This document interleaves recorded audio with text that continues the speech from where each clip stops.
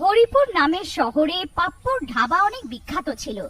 ওই ধাবার খাবার এত বিখ্যাত ছিল যে আশেপাশের সব লোকেরা ওইখানে খাবার খেতে আসতো। ওইখানকার খাবার যে একবার খেয়ে নিত সে তার স্বাদ ভুলতেই পারতো না। যদি কেউ ওই গ্রামে কোনো কাজে আসতো ওই ধাবার খাবার না খেয়ে যেতই না। ওই ধাবা দিনের পর দিন বিখ্যাত হয়ে যাচ্ছিল আর ধাবার মালিকের অভিমান বেড়েই চলেছিল। যদি ধাবার খাবার বেঁচে যেত তো সেই ওই খাবারটাকে ফেলে দিত, কিন্তু কোনো জানোয়ার বা ভিখিরিকে খাওয়াতে রাজি ছিল না। একদিনের কথা, একটা ভিখিরি ওই ধাবার কাছ দিয়ে যাচ্ছিল। সে অনেক ক্ষুধার্ত ছিল, সে অনেকদিন ধরে কিছু খেয়েছিল না। সে ধাবার মালিকের কাছে গেল। মালিক, কিছু খেতে দিয়ে দাও, অনেক খিদে পেয়েছে, অনেক খিদে পেয়েছে দাদা, কিছু খেতে দিয়ে দাও। আরে যা যা, আগে যা, কিচ্ছু পাবি না। কিছু দিয়ে দাও খেতে, অনেক দিন ধরে কিচ্ছু খাইনি, অনেক খিদে পেয়েছে দাদা। সকাল সকাল জানি না কোথা কোথা থেকে চলে আসে মুখের সামনে, পুরো দিনটা খারাপ করে দিল। রামু, ও রামু, একে বাইরে তো বার কর। রামু ভিখিরিকে ধাবার থেকে ধাক্কা মেরে বার করে দেয়, কিন্তু মালিকের ভিখিরির উপরে একটুও করুণা হয় না আর ভিখিরি খিদে চোটে অজ্ঞান হয়ে যায়। মালিক, এ তো অজ্ঞান হয়ে গেছে, তো আমি কি করব? তুই একে দোকানের সামনে থেকে সরা, গ্রাহকদের আসার সময় হয়ে গেছে। হ্যাঁ মালিক, মালিক, মালিক, মনে হয়ে মরে গেছে। আরে, এইটা তুই কি বলছিস? মালিক, আমি ঠিকই বলছি। তুই এক কাজ কর, একে ওই ধাবার পিছনে যে কুয়োটা আছে ওতে ফেলে দে, আর কেউ কিছু জানতেই পারবে না। হ্যাঁ মালিক। রামু, কেউ কিছু জানতে পারেনি তো? কেউ কিছু দেখেনি তো? না মালিক। আজকে তো দিনটাই খারাপ হলো। আজ তো বেশি গ্রাহকও এলো না। কাল সবাই সময় মতন এসে যেও, না হলে তোমাদের পয়সাটা কেটে নেব। ঠিক আছে মালিক। মালিক নিজের সব চাকরদের ছুটি দিয়ে নিজেও বাড়ি চলে যায়। মালিকের রাস্তায় এরকম মনে হয় যেন কেউ পেছন পেছন হাঁটছে, আর তখনই মালিক থেমে যায় আর পেছনে ঘুরে দেখে কিন্তু ওখানে কেউ ছিল না। আরে, আমারই ভুল হবে। তারপরও হাঁটতেই থাকে। তখনই হঠাৎ করে ওকে জোরে কেউ থাপ্পড় মারে। ও পেছনে দেখে তো কেউ ছিল না। ও তাড়াতাড়ি চলতে থাকে আর নিজের বাড়ি পৌঁছে যায়। আরে ভগবান, তাড়াতাড়ি করে খেতে দিয়ে দাও, অনেক জোরে খিদে পেয়ে গেছে। হ্যাঁ, এই আনছি। যে স্ত্রী খাবার নিয়ে আসে তখনই ভিখারি ভূত ওকে জোরে ধাক্কা দেয়, যার কারণে স্ত্রীর হাত থেকে সব খাবার পড়ে যায়। আরে ভগবান, এইটা কি করলে? সব খাবার ফেলে দিলে? আরে, এ জানি কি করে পড়ে গেল। আমার এরকম মনে হলো যেন কেউ আমাকে ধাক্কা মারলো। আজকে তো সব দিনটাই খারাপ গেল। পরের দিন সকালে মালিক কাউন্টারে বসে থাকে আর তখনই একটা গ্রাহক আসে আর চেয়ারে বসে পড়ে আর খাবারের অর্ডার দেয়। রামু, তাড়াতাড়ি খাবার নিয়ে এসো। এটা কিরকম খাবার? এত ঝাল। কি হলো, খাবার ভালো হয়নি? এটা কিরকম খাবার? রামু, ওই রামু, আজ তুই এটা কিরকম খাবার বানিয়েছিস? মালিক, জানি না কেরম করে হয়ে গেল, খাবার তো ভালো বানিয়েছিলাম।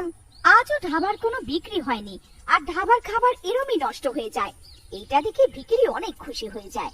পরের দিন মালিক নিজের চাকরদের বলে, আজ এরকম খাবার বানাবি যে লোকেরা আঙুল চাটতে রয়ে যাবে। আর সব চাকর আর রামু খাবার বানাতে আরম্ভ করে। খাবার তৈরি হয়ে যায়। খাবারের গন্ধ তো অনেক ভালোই লাগছে। তখনই ধাবায় একটা গ্রাহক আসে। রামু, তাড়াতাড়ি খাবারটা নিয়ে আয় ভাই। বাবা বাবা, আহা, খাবারের গন্ধ তো কি ভালো বেরোচ্ছে। গ্রাহক যেই খাবার খেতে বসে ওর থালা থেকে হঠাৎ রুটি উধাও হয়ে যায়। আরে, রুটিটা কোথায় গেল? এখনই তো ছিল। ও ভয় পেয়ে যায় আর রামুকে ডাকে। রামু, রামু। হ্যাঁ সাহেব, কি হয়ে গেল সাহেব? আরে রামু, আমার রুটি গায়েব হয়ে গেল। আরে, এরকম কি করে হতে পারে সাহেব? আপনারই ভুল হবে। এই সব কাণ্ড ভুতুড়ে ভিখিরির ছিল। যে গ্রাহকদের বিরক্ত করছিল ওর ভয় পাওয়াচ্ছিল। গ্রাহকরা পালিয়ে যেত। ধাবার মালিক বুঝতে পারছিল না যে ব্যাপারটা কি। এ রোজ হতে থাকে আর দিনের পর দিন ধাবার মালিকের বিক্রি কম হতে থাকলো। একদিনের কথা, শহর থেকে কিছু লোকেরা গ্রামের দিকে যাচ্ছিল। তারা পাপ্পুর ধাবা দেখতে পেল। ওরা এর ব্যাপারে অনেক শুনে রেখেছিল, তো ওরা ধাবাতে খাবার খাওয়ার জন্য থেমে গেল আর ওর খাবার অর্ডার করে। রামু খাবার নিয়ে আসে। তো ওদের শাহী পনিরের তরকারিতে চিকেনের তরকারিতে পরিণত হয়ে যায়, যেটা দেখে ওরা ঘাবড়ে যায়। যে ওরা জল খাবার জন্য গ্লাস উঠায়, ভুতুড়ে ভিখিরি সব জল ওদের মাথায় ঢেলে দেয় আর ওরা জোরে জোরে চেঁচাতে থাকে, ভূত ভূত ভূত, আরে এই ধাবাতে তো ভূত আছে। আর ওরা ওইখান থেকে চলে যায়। দেখতে দেখতে রোজ ওই ধাবাতে আজব আজব ঘটনা ঘটতে থাকে। লোকেরা ওই ধাবা থেকে ভুতুড়ে ধাবার নামে চিনতে লাগলো। একদিন যখন ধাবার মালিক ধাবার ক্যাশ কাউন্টার থেকে পয়সা বার করার জন্য ওটা খোলে, তো সে দেখে যে ওদের একটাও পয়সা নেই। আর পয়সার জায়গায় মালিকটা ভিখারির মাথাটা দেখতে পারে। ভূত ভূত, আরে এইটা তো সেই ভিখিরির মাথা যাকে আমি কুয়োতে ফেলে দিয়েছিলাম। তাহলে এখানে এলো কিভাবে? মালিকের আওয়াজ শুনে ধাবার সব লোকেরা মালিকের কাছে একত্রিত হয়ে যায়। কি হয়েছে গো দাদা, আপনি এত ঘাবড়ে আছেন কেন? ওই দেখো, আমাদের ক্যাশ ড্রয়ারে ভূত আছে। এখানে ওই ভিখিরির মাথাটা রাখা আছে আর তার উপরে পয়সাও গায়েব আছে। এইটা শুনে সব লোকেরা ঘাবড়ে যায়। আরে দাদা, এরকম কি করে হতে পারে? যাও, তুমি গিয়ে ক্যাশ ড্রয়ারটা খুলে দেখে নাও। তুমি ওইখানে একটা মাথা পাবে। ও একটা ভূত আছে, ভূত। ওই লোকটা মালিকের কথা শুনে ক্যাশ ড্রয়ারটা খোলে, তো না ওখানে মাথা থাকে আর ওর পয়সাটাও রাখা থাকে। আরে কি গো দাদা, মনে হয় আপনার শরীরটা ভালো নেই। আপনি ঘুমের ঘরে কোনো স্বপ্ন দেখে নিয়েছেন। আপনার বিশ্রাম নেবার প্রয়োজন। আরে না দাদা, আমি এইখানে সত্যিতে একটা মাথা দেখেছিলাম। আমি আমি একদম ঠিকই বলছি। মালিক নিজের কথা সবাইকে বিশ্বাস করানোর চেষ্টা করে, কিন্তু কেউ ওর কথা শুনে না আর না বিশ্বাস করে। তখনই রামু মালিকের কাছে আসে। মালিক, আমার মনে হয় এইসব ওই ক্ষুধার্ত ভিখারিটাই করছে। যাকে আপনি কুয়োতে ফেলে দিয়েছিলেন, সেই ওর ওই যার খিদার কারণে মৃত্যু হয়ে গেছিল। আর সেই কারণেই ওর আত্মা আমাদের ধাবাতে ঘুরে যাচ্ছে আর আপনাকে দিন রাত বিরক্ত করছে। হ্যাঁ রামু, আমারও এটাই মনে হচ্ছে। তুমি ঠিকই বলছো, কিন্তু এখন এই ব্যাপারের সমাধানটা কি? তুমি আমাকে এইটা বলো। যদি এইভাবেই চলতে থাকে তো আমি একদিন পাগল হয়ে যাব আর আমার ধাবাটাও বন্ধ হয়ে যাবে। আপনি চিন্তা করবেন না মালিক, আমি এক বাবাকে চিনি। আমি ওনার কাছে নিয়ে যাব।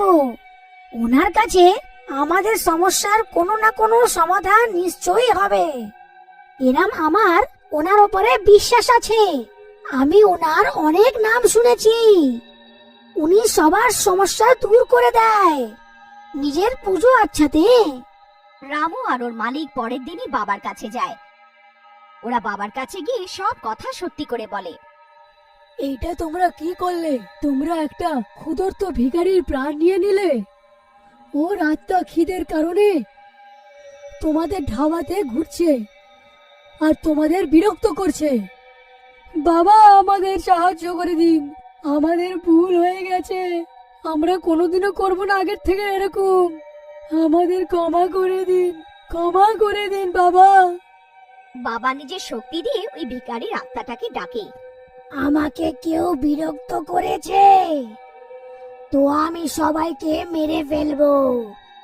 হ্যাঁ, আমায় ক্ষমা করে দাও, আমায় ক্ষমা করে দাও। আমার ভুল হয়ে গেছে। আমি পরের বার থেকে এরকম কোনো ভিখারিকে ক্ষুধার্ত যেতে দেব না, যেতে দেব না। আমাকে ক্ষমা করে দাও। বাবা নিজের ঘর থেকে গঙ্গা জল ছিটিয়ে ওই ভিখিরিকে মুক্ত করে দেয় আর মালিককে সব সময় গরিবদের খাবার খাওয়াতে বলে। লাইক দিয়ে অবশ্যই চ্যানেলটা সাবস্ক্রাইব করবেন।